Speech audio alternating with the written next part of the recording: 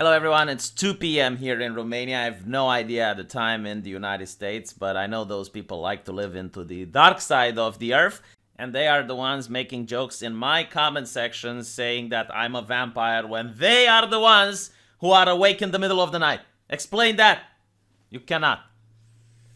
There's a lot of things we can't explain now, especially what the Kyle Rittenhouse lawsuit has shown us. And it has nothing to do with Kyle, believe it or not. It has to do with our culture and what people think it's normal. A word which is starting to disappear more and more from common use.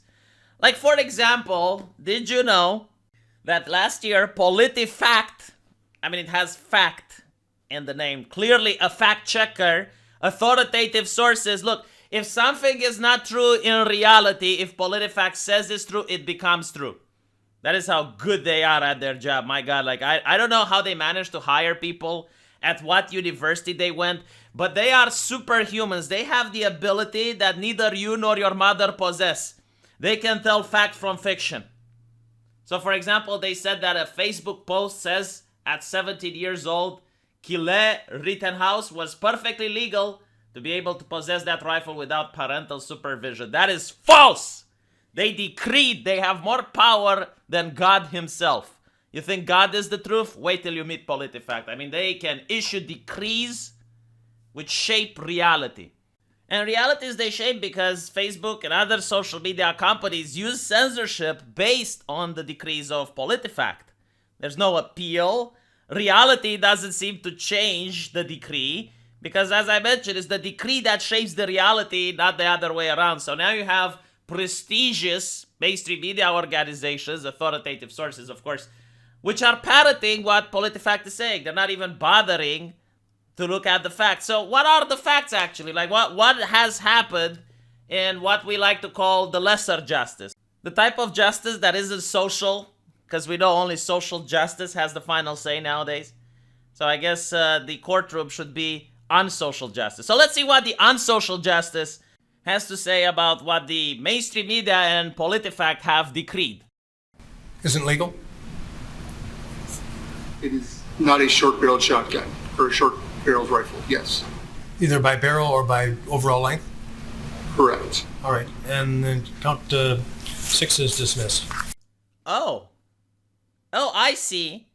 So are we going to get social media banning PolitiFact and the mainstream media now? I understand the disinformation is very harmful. It harms people. People get harmed because of disinformation. No, of course not. They're going to have the same prestige that they always had. In fact, they're not even going to issue an apology. Most people won't even be aware that this has happened.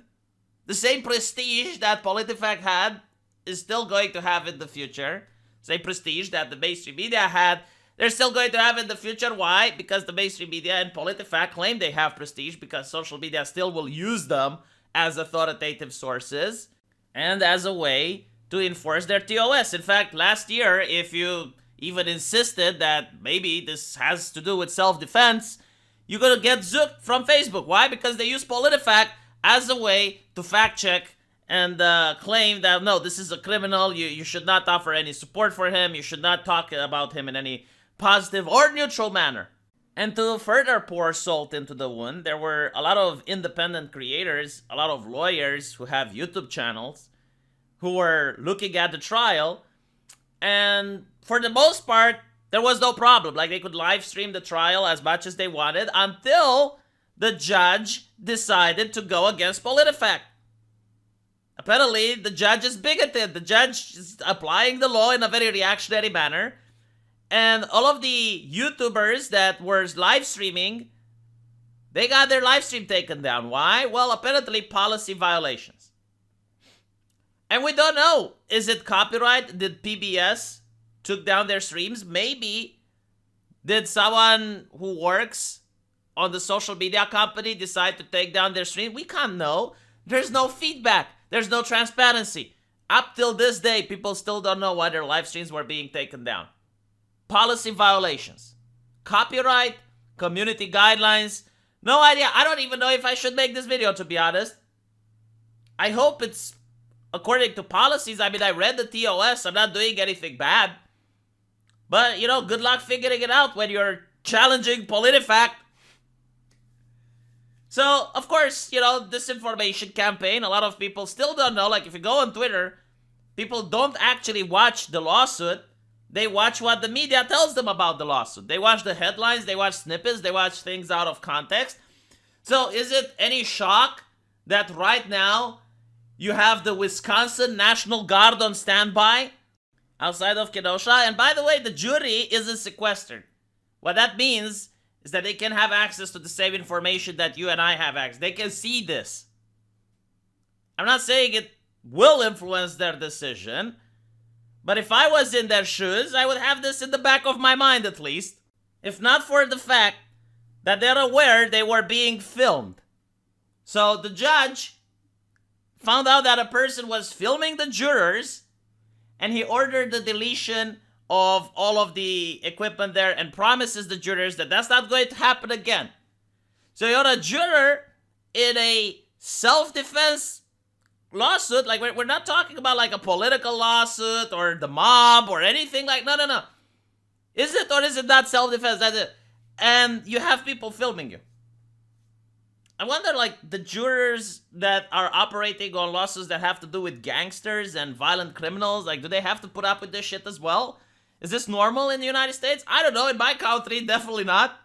But as I'm saying, social justice is far more powerful than the unsocial justice, the courts. Ugh. Who needs the courts when you can, quote-unquote, protest, and you remember what protesting means from last year, outside the courthouse? Now, I would like to point out that in the past, there have been cases where a very bad person, like people with very long criminal records, would get shot.